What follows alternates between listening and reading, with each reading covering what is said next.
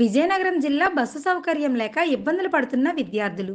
చీపురుపల్లి నియోజకవర్గం మెరకముడిద మండలం నుండి చీపురుపల్లి గరివిడి గుర్లా చదువుకోవడం కోసం 150 మంది విద్యార్థులు ప్రయాణిస్తున్న వైనం.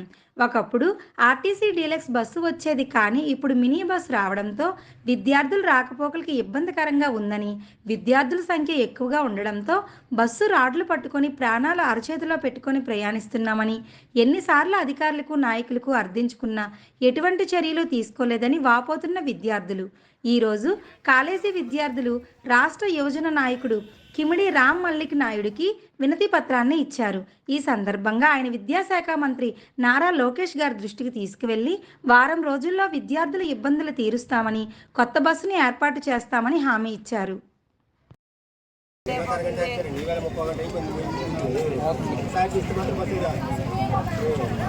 ఇంకో బస్సు కూడా వేయాల్సిందిగా కోరుకుంటున్నాం.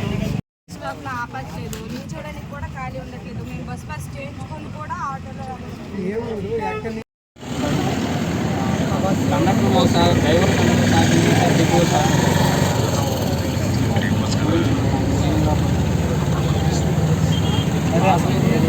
రిప్రజెంటేషన్ ఒకటి తీసుకుందండి.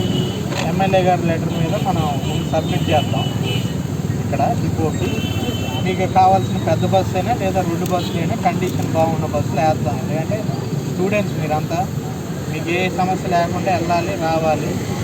తప్పకుండా దానికి ఏదైతే స్పెషల్ బస్సు ముందు నడిచేదో అది మళ్ళీ నడిపేలా చేద్దాము. ఏదైతే హాలిడేస్ వల్ల ఇంక దేని వల్ల వచ్చిందో సమస్య అనేది కూడా ఒకసారి మాట్లాడతాం, తెలుసుకుంటాం. తప్పకుండా వారం 10 రోజుల సమస్య మనం తీరుతాం. ముందు మీరు రిప్రజెంటేషన్ అయితే చేస్తాం. తప్పకుండా ఈ సమస్య గ్యారెంటీగా తీరుస్తాము. దాంట్లో ఏ డౌట్ లేదు. అండ్ మీరు అందరూ కూడా లోకేష్ అన్న గారి డిపార్ట్మెంటే కదా, ఎడ్యుకేషన్ డిపార్ట్మెంట్. కాబట్టి మీరేమి ఇది చేయకుండా బాగా చదువుకోండి.